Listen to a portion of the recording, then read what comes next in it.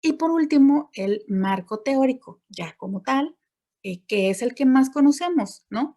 Pero que como puedes darte cuenta es solo una tercera parte de todo el marco que es importante tener claro.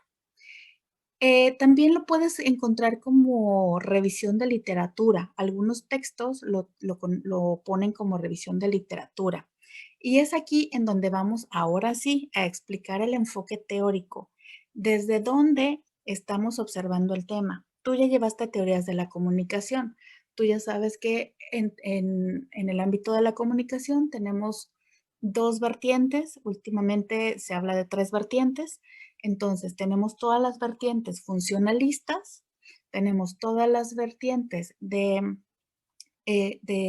las vertientes críticas o los enfoques críticos y tenemos todas las vertientes o los enfoques simbólicos o interpretacionistas.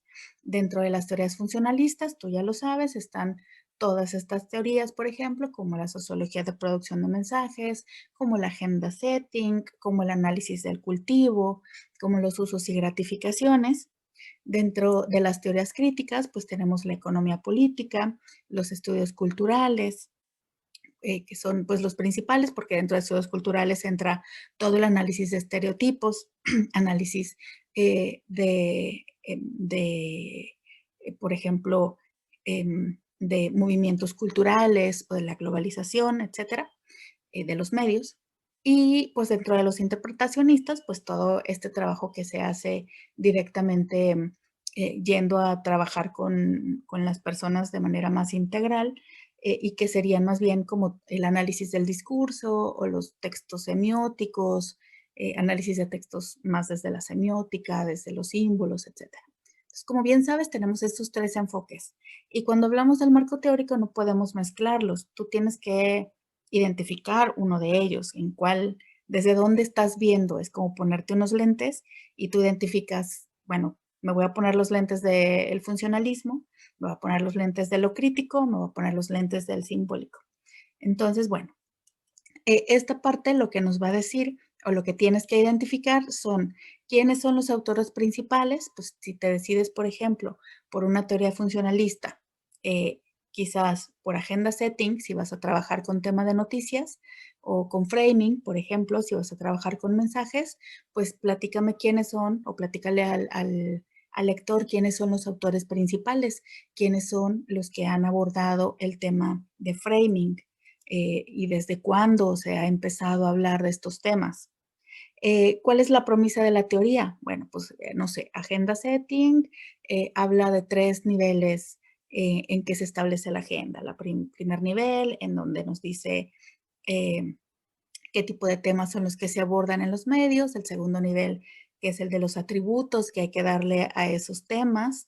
Y el tercer nivel, que es el que se establece entre los mismos medios, ¿no? Entonces, pues establecer por ahí la premisa de la teoría o de las teorías. Podemos mezclar, por ejemplo, agenda setting con sociología de producción de mensajes, pero de ninguna manera mezclar agenda setting, por ejemplo, con análisis del discurso, ¿no? Son dos cosas muy diferentes, son dos corrientes muy diferentes. Entonces, aguas con eso, cuidado con eso. Y entonces, ahí vamos a ir tejiendo el cómo se relaciona con nuestro tema. Ah, bueno, pues esto que estoy explicando sobre la teoría de la agenda setting tiene que ver con mi tema porque pues estoy analizando cómo los mensajes de las noticias o cómo las noticias sobre el feminismo se han posicionado durante los últimos 3 meses de cierta forma o cómo se les encuadra de manera positiva, de manera negativa, cómo se habla bien, cómo se habla mal, en donde se habla mejor, en donde se habla peor, en donde hay más información, en donde hay menos información, y por eso se relaciona con mi tema, que es el feminismo, por ejemplo.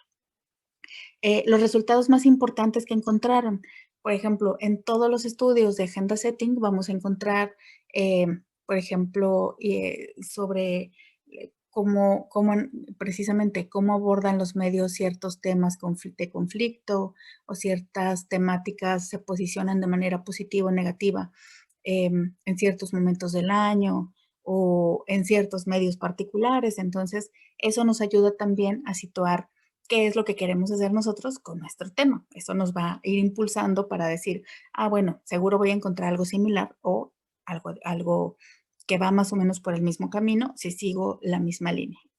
Y obviamente las categorías que generaron.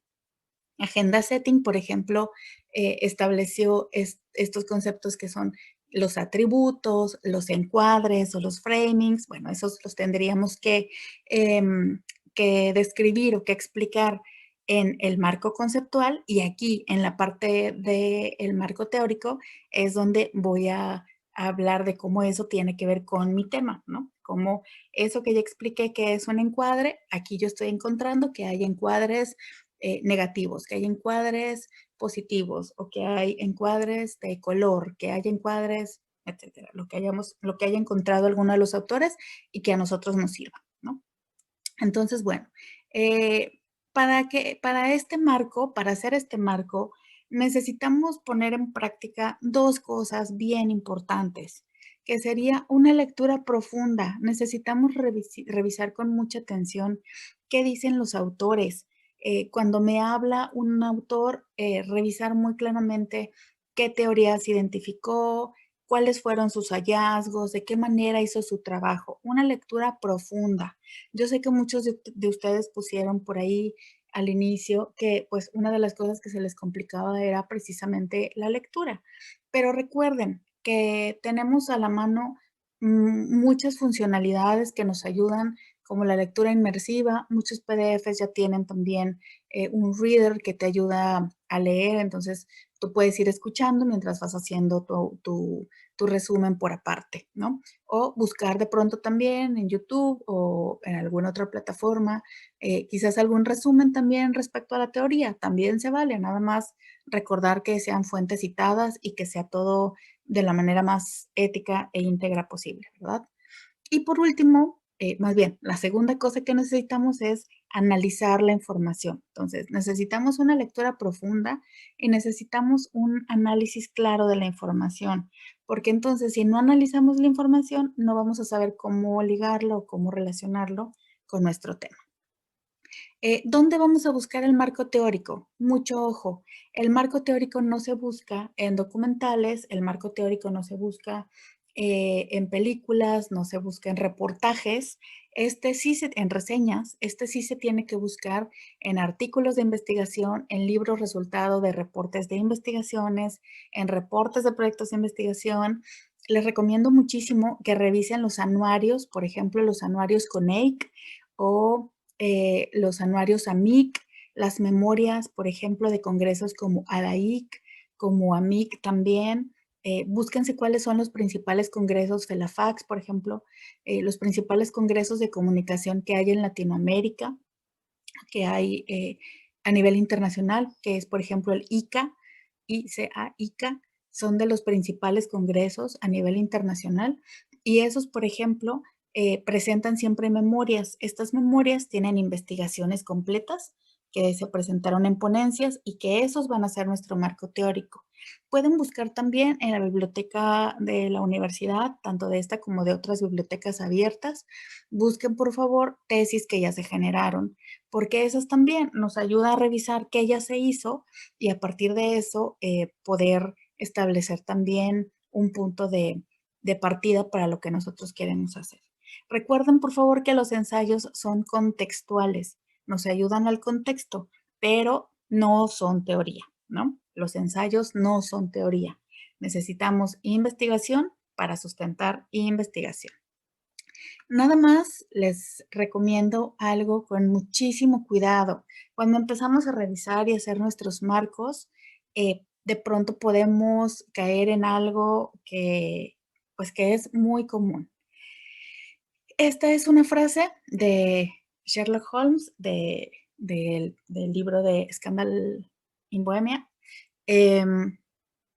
Y lo que quiere decir aquí Arthur Conan Doyle en voz de Sherlock es que normalmente lo que hacemos es que encontramos una teoría y en lugar de dejar que los datos que encontramos posteriormente se adapten de mejor manera, más bien, encontramos una teoría y lo que queremos es fijarlo todo a esta teoría. Si los datos que encontramos no empatan o si los datos que encontramos de pronto son contrarios a lo que nosotros pensábamos, pues nos frustramos y empezamos a torcer esos datos para que encajen.